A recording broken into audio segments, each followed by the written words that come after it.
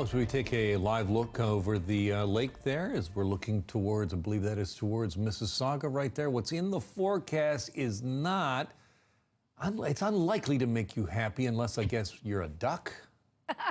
Yeah, maybe a duck, or like someone that maybe clears snow, maybe. Okay. There will be snow, and there will be freezing rain for those off to the north. Listen, this is another Colorado low. It's not coming in this evening. This is your 10 p.m. All good to go, all dry. Tomorrow morning, all good to go, all dry. This is the system that is incoming, but it won't start here, that precipitation, until right around the lunch hour, say like 11 a.m. to noon. It will be the start time. Now, we are under a rainfall warning, but you need to know that this is going to start as snow and ice pellets first through the middle of the day, and then switching over to freezing rain and rain. The rainfall, 30 to 50 millimeters, higher amounts into the purples and the reds. Don't look so much at the actual numbers. Just know that purple means over 40, 50 millimeters, and red also means over about 60, 70 millimeters, okay? The actual number is gonna vary, but it's a significant amount of rain. And then we do a freezing rain, especially north and east of the GTA. I know we just had that ice storm.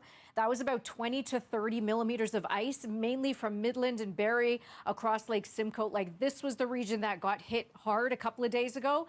This will be the hardest hit region, Dundalk Highlands, and this is just for the GTA, okay? Yeah, Dundalk Highlands and higher elevations where we're seeing higher numbers of accumulation. Anything over 6 millimeters, we start talking about the risk of power outages. Anything over 13 can become a crippling ice storm where you could be without power for days. So prepare your emergency kits again, especially north and east of the GTA. We might see a light glaze of that freezing rain. So we have snow, we have ice pellets, and then we've got like brief freezing rain for Toronto, and then mainly rainfall. But there's the forecast snow and ice pellet accumulation. And on top of all that, the wind is going to be gradually picking up throughout the day.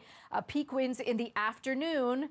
And this is when we are talking about everything will have switched over to rain and thunderstorms at this point. In fact, I'm going to keep the power outage risk at slight for Toronto. Okay, this is for the GTA. However, I've put it at high power outage risk, especially once you get north of the city and over the escarpment. This includes Halton Hills. It includes Caledon in there as well. So a dry start to the day. Temperatures will continue to rise. So that 2 degrees at 4 p.m., it's going to rise to about 4, 5, 6 degrees by midnight. Rain heavy at times, though. Wednesday afternoon, evening, and overnight. It's going to be thunderstorm after thunderstorm. And it's called training storms because it'll tend to hit the same area over and over again. Showers taper off Thursday, super mild, and then finally drying out for Friday before weekend rain.